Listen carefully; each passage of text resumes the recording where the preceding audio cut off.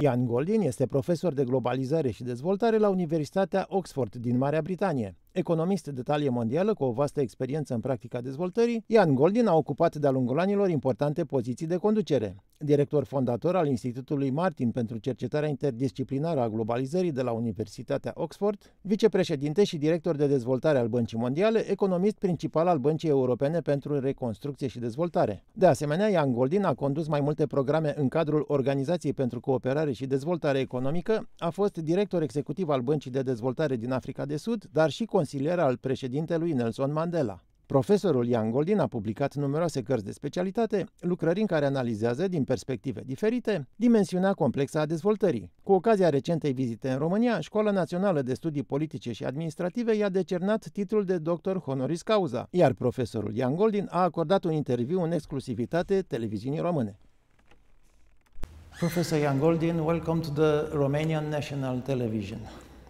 You are launching today the Romanian version of your book, The Pursuit of Development. You have written extensively, included in this book, about development, but what do we actually mean by this concept? Development is about human progress.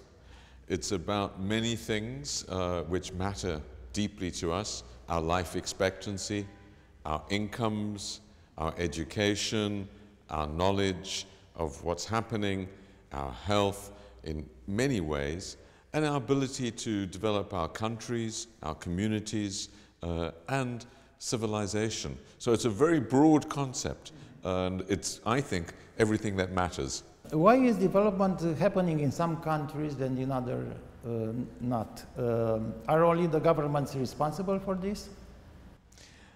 That's a very difficult question, why development happens in some countries and not in others, why sometimes it moves quickly and sometimes it goes backwards. And of course, Romania has had this experience with its history. Even over the last 50 years, it's seen this dramatic change in development prospects. Governments have a role to play, but most important also does the private sector. It's the private sector that really has to create jobs, that has to create dynamism and innovation. But the framework that governments create, the education system, the health system, the infrastructure, the regulation is vital to ensure that the country prospers. So both the private sector and government sector are vital, and so too other actors, civil society, everyone in the society has a role to play to ensure that development is effective. Migration is a way for people to escape poverty. In the last years, Europe faces a mass migration and the refugees rising tide. That means thousands and thousands of people came here from Near East and North African countries. How can the European Union deal with it? Migration has always in history been the way that people have escaped poverty, famines, wars, etc. This is very old, and many times in European history there was mass migration. A third of Sweden migrated, a third of Ireland migrated, a third of Italy migrated, and we've seen mass migration. So it's not new. What's new, of course, is the higher walls that we have around our societies and the fact that our levels of income are so different now. I believe the European Union has to accept migrants and refugees particularly, where people are in fear of their lives by staying where they are, but it needs to do so in an effectively managed way. People need to be distributed around the European Union, the numbers need to be carefully managed, and of course when people arrive in countries, they need careful regulation.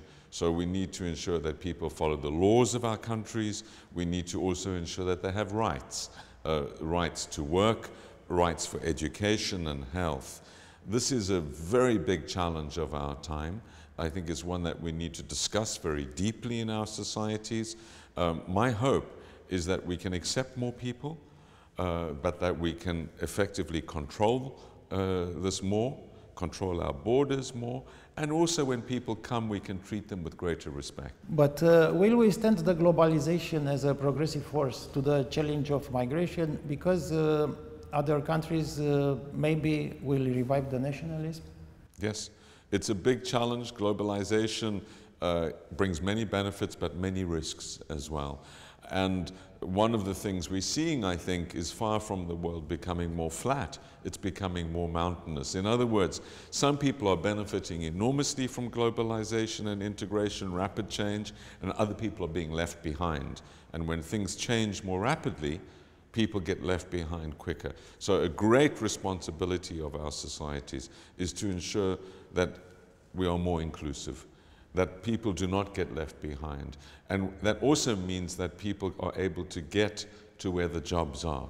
So house prices, transport systems, things like that really matter for our societies. And if more and more people feel left behind, they will revolt, they will reject globalization. And that's very dangerous because it brings many benefits as well. So we need to manage this much more effectively. We need much more inclusive societies, and we need to ensure that the benefits are more widely shared. What is made up of the so-called dark side of globalization, and how can the world nations manage these risks? There are two big downsides to globalization, or maybe three. The one is growing inequality, that some people benefit more than others, and that leads to big fractures in society, so bringing people along.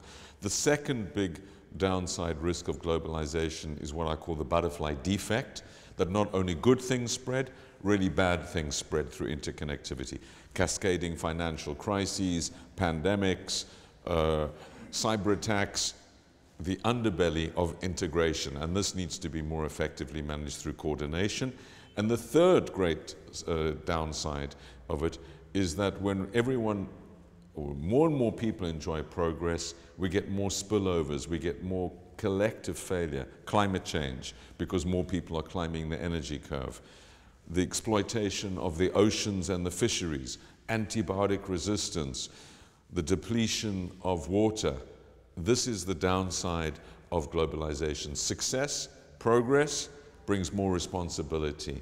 And so we need to concentrate more on these spillovers, managing climate change, managing antibiotic resistance, managing the benefits of globalization. That means more responsibility for us as individuals and our governments to coordinate and to ensure that we can all benefit and that we do not destroy the planet and each other because of the success of globalization. The new technologies and their application in the medicine and genetics could increase the average age of population. In this respect, what will be the future of the pension system? Rapid improvements in life expectancy is one of the benefits of globalization, and we are seeing very rapid rises in life expectancy. This is a good thing, but the combination of increasing life expectancy and declining returns on savings because of very low interest rates, quantitative easing, etc., is a looming disaster.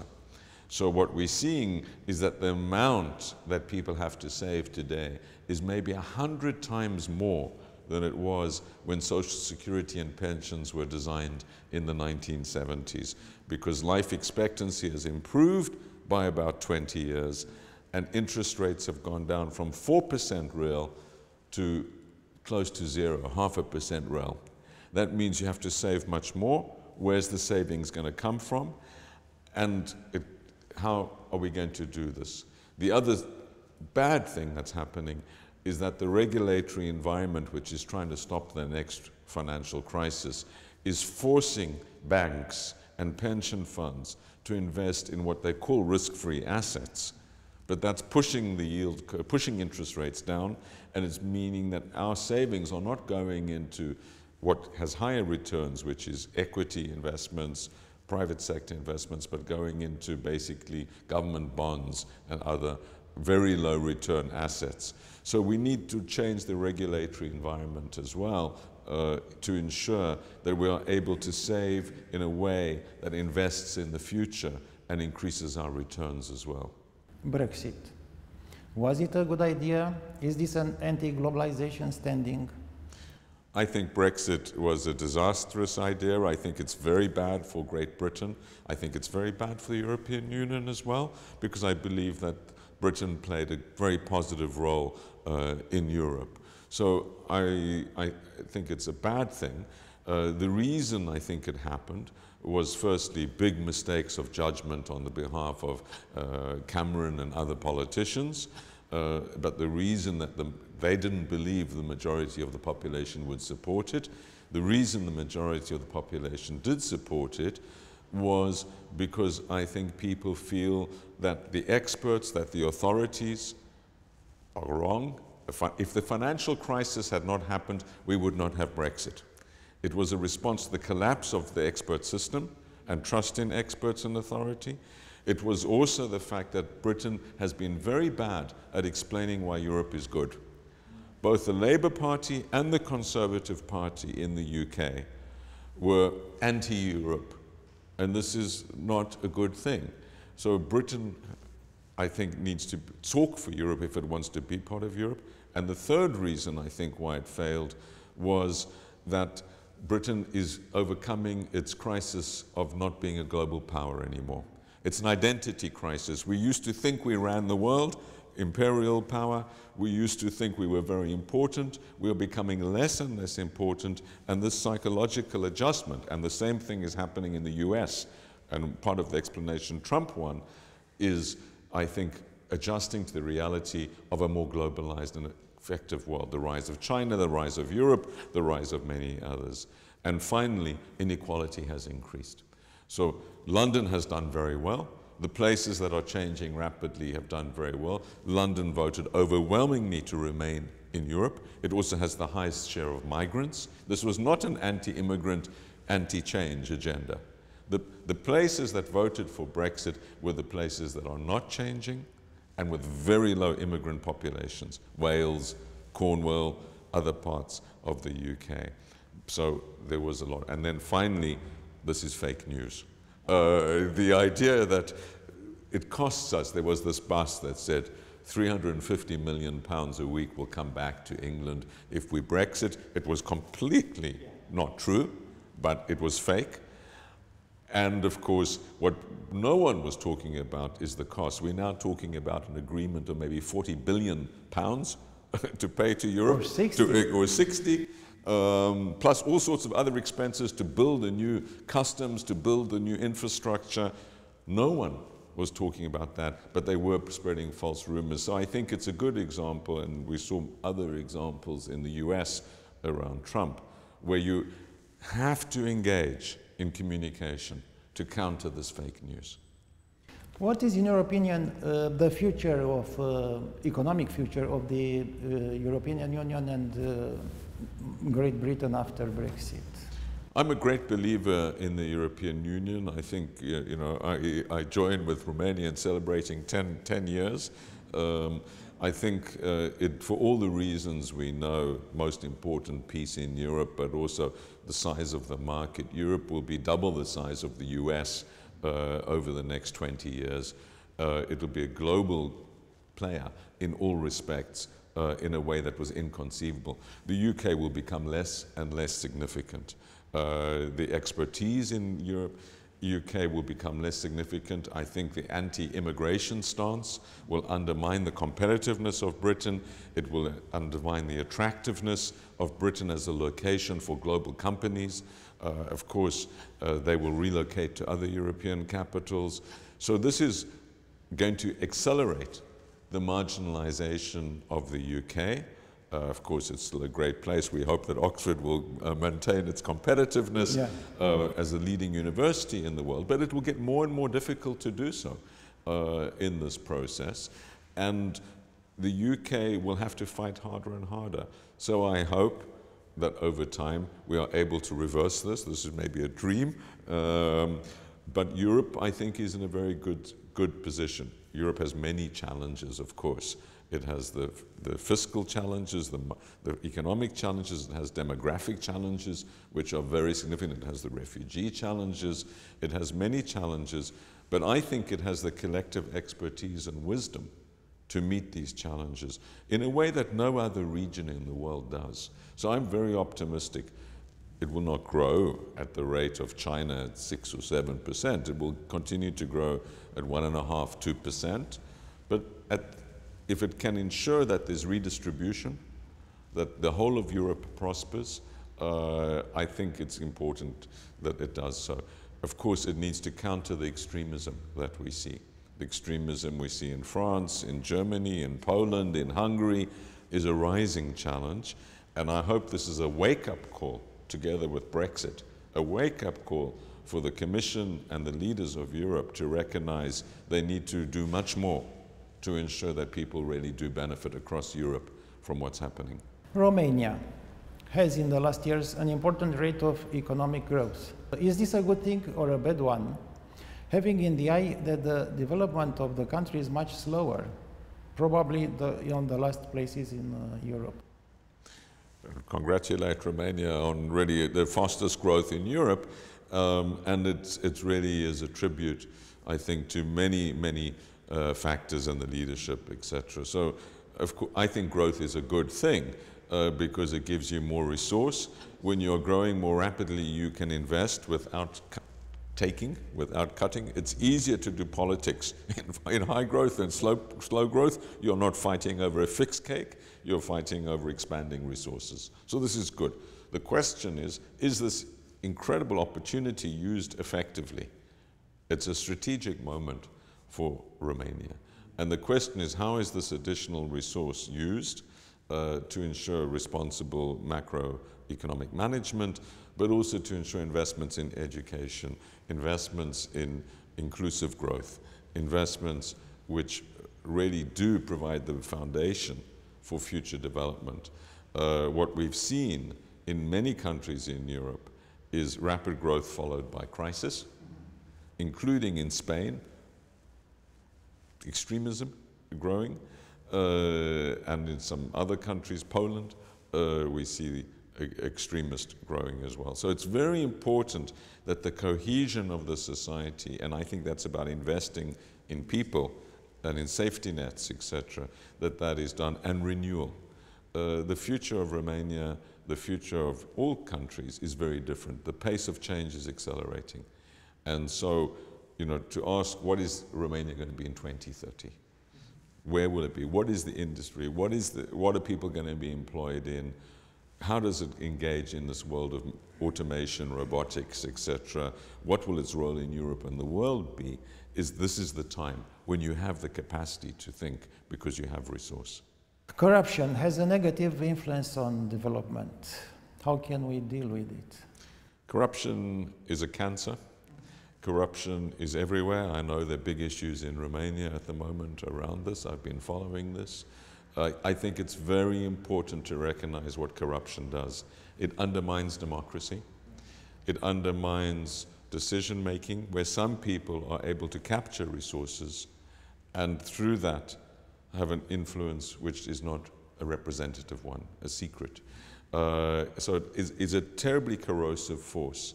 And it's very important, I think, that corruption, when it's seen, is identified and dealt with very severely, because it's an example. In my country that I grew up in, South Africa, I've seen corruption really reverse the gains of President Mandela and I and the team that was involved. And it's a tragedy when that happens. It's a tragedy for the whole country, and in our case, I think, for the region. It can happen very quickly, and I think it's very important that it's not just simply seen as a money problem. You know, it's not just a capture of resources, it's actually a political economy question. Is our country accountable? Are our leaders accountable? And do they have special privileges? Or do the rich have different rules to the poor? One of the reasons for extremism and the growth of extremism in the US, I believe, and in parts of Europe, is that people believe the rich have different rules to the poor. They believe that, that somehow they're creating a system which is not fair. And fairness requires no corruption. So I think zero tolerance on corruption is absolutely essential for sustainable development. Thousands of doctors and nurses from Romania migrated in the last 10 years in Western Europe, while Romania has invested much in their education, and our health system is in need of them. Other countries benefit of their training. Is that correct? This question of the brain drain is a universal question. I mean, across Africa, you know, the World Bank and other agencies are investing in training teachers, training nurses, then they go and work in rich countries, and the same in the Caribbean, and it's a global problem. Philippines, many countries, and of course Romania has experienced this. My own view is that it's a major drain. You are investing in human resources, as you say, that other people are benefiting from. There are ways of dealing with that. You can create an education system which requires people to put back into their country, either by the number of years that a doctor or a nurse has to work at home, or by funding the education from a loan, that if you stay in the country, you don't have to repay the loan. If you go away, you have to repay it.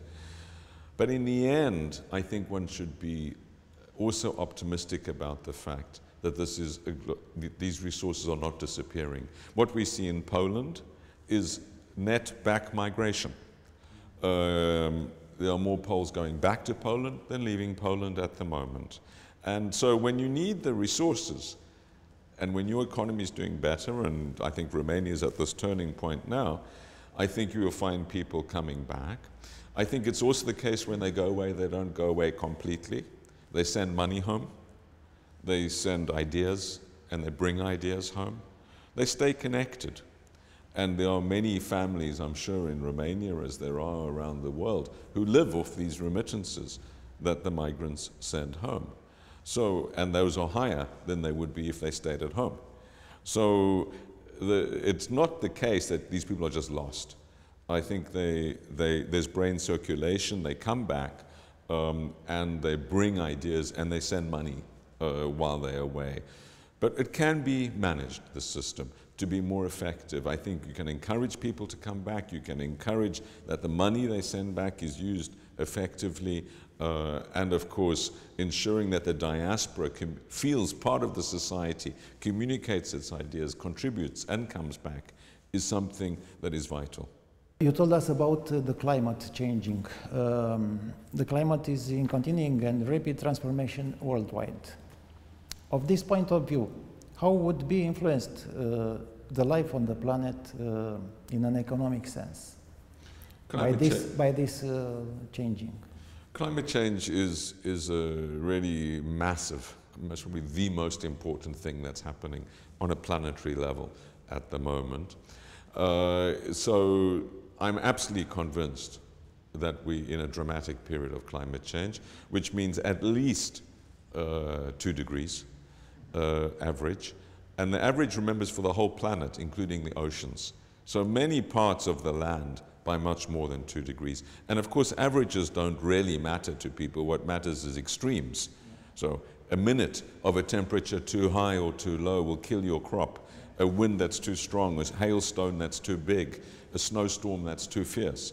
So it's the extremes that are growing as well. I believe what we will see is a growing recognition of this. It's poor people in poor countries and coastal cities that will feel it most. Oceans will rise by at least 1 meter, maybe more, this century. Big storms. So I think we'll see a growing recognition that this increases inequality, that this has run. So we'll move. I'm absolutely convinced the only question is when. I think over the next 20, 30 years to a zero carbon world, zero net carbon world, which means that we basically go totally to renewable resources and to non-carbon energy, solar, wind, etc. Everything changes. The price of energy might get a lot cheaper. Being part of Europe matters a lot in this because the grid will become very important. If it's not windy here or not sunny here, it'll be windy somewhere else in Europe. So swapping electricity will become more and more important. We will see vehicles changing to electrical vehicles. Of course, this is going with many other things, machine intelligence, robotics, so we will also see autonomous systems. But I'm convinced that these lights, those vehicles outside, will look very different. Or these won't look different, but they will be generated differently, the vehicles, in 2030. So it's dramatic, and it will affect competitiveness of countries as well. We need to embrace this future. It will be better, cleaner, I think cheaper. It will create new jobs, and we need to support global efforts to deal with climate change. Thank you very much. Thank you.